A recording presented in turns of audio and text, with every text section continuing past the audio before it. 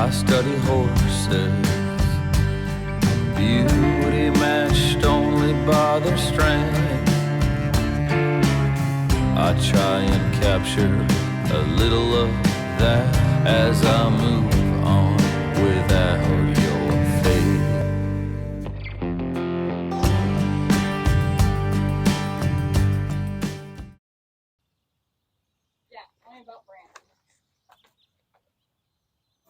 Well, you know it's meant to be when his name's King and my name's Noble. But my business blew up and I fired one farrier, lost another one, and then it was all on me and I was scrambling and crying all the time. And Beth can tell you. And Brandon, a little bit, I ran into Brandon one day and he said, Seth, let's get together sometime for dinner. I have some stuff I want to talk to you about. I said, okay, great. We ended up eventually, it took a couple months, we got together. I think he was still on call. So he came to dinner in his scrubs and all that. And he said, I want to work for you. I saw what happened with these other people. I have a passion for this. I see what's wrong, but I can't do anything about it as a vet. I want to be a farrier and a vet so I can fix it from the bottom up, basically, because he's seeing that he's putting Band-Aids on things and didn't like that. And I was like, yes, that's exactly what I think. We got to fix the part that helps everything else not break in the first place. It's funny because he made this goal with his wife that he told us about later, that he wanted to shoe a horse all the way on his own by the end of the year. And this was last year. And so we worked together and he'd never shot a horse from start to finish all by himself. He'd done a bunch of practicing. And this guy's really ambitious and motivated because he has a forge set up and an animal set up at his house. And he'd shape shoes and he'd nail them to a post just to practice nailing and everything. It was kind of impressive. So on December 31st, I think he started with us in October, but on December 31st, he shot his first horse with me all by himself, start to finish. And I was like, yes, we made the goal. So since then, he's been super humble to work with. He's learned my method, put it to use, had great success, added his own stuff. He brought in a ton of experience and ideas and enthusiasm that I've learned from, and it's starting to go really well. So I'm really excited. He's young. He's got a young family. He's all about the work-life balance, which I admire a lot, and I want to help him have it. It's hard to do. So that's the backstory with Brandon. I think we have a great future ahead of us, and he's a great partner.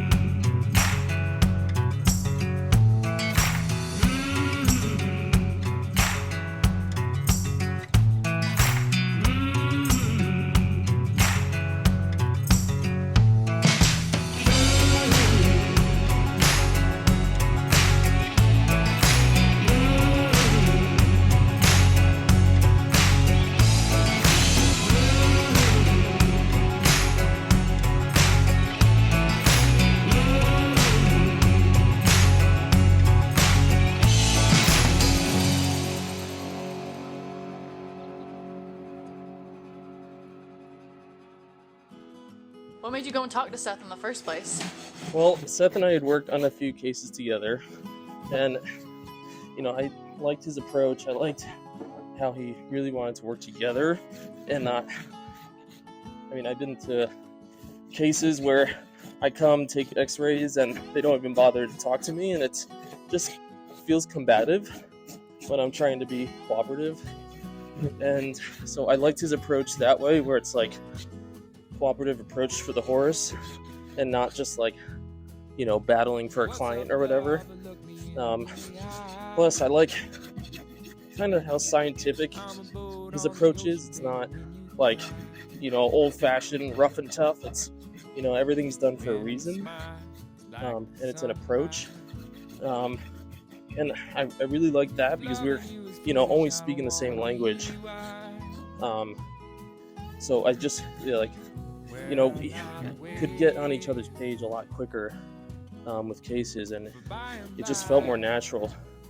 So it's kind of, you know, his approach to dealing with clients and vets, and in addition to kind of his more scientific approach. And as we've been working more and more together, you know, we're starting to realize that, you know, we kind of did a lot of like self-exploration with how we trim and do all that, and we were kind of coming to the same conclusions not working together, like what's best for the hoof and what we're seeing. So our methodologies were pretty similar coming into it, which was cool to find.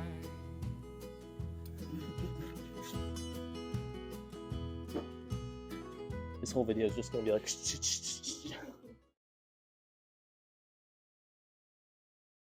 All right, this is Jane. Jane says, I'll be on camera. I'm pretty. You're the prettiest thing.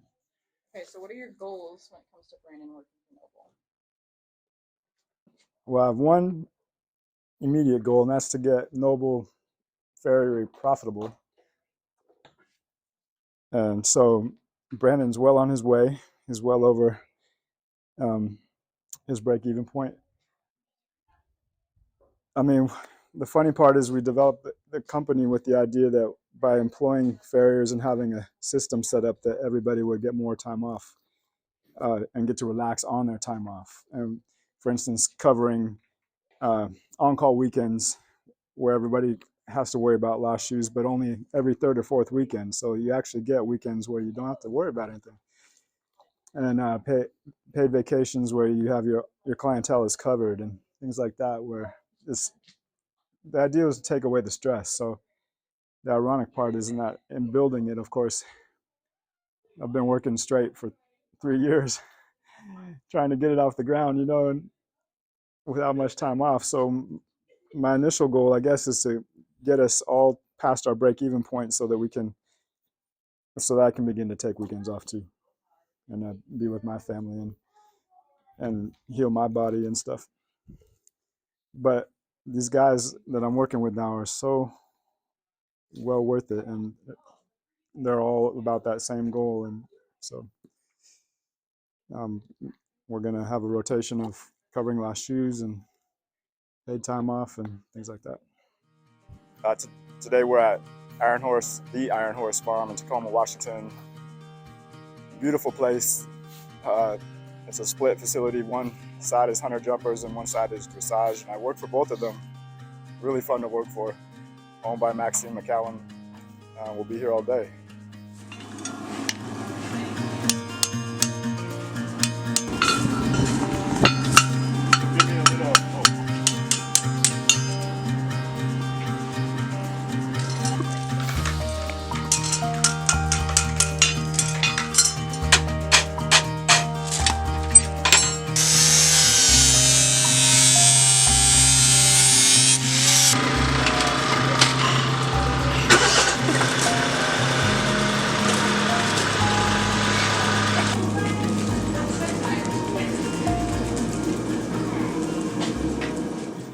Well, today's my 21st anniversary with Sarah, and I actually got it together to make a reservation at a nice restaurant. Sarah's feeling good, and I have a very full day, so I'm scared that I'm gonna mess it up and be late, so I gotta hustle, because if I wanna make it to 22, today's gotta work.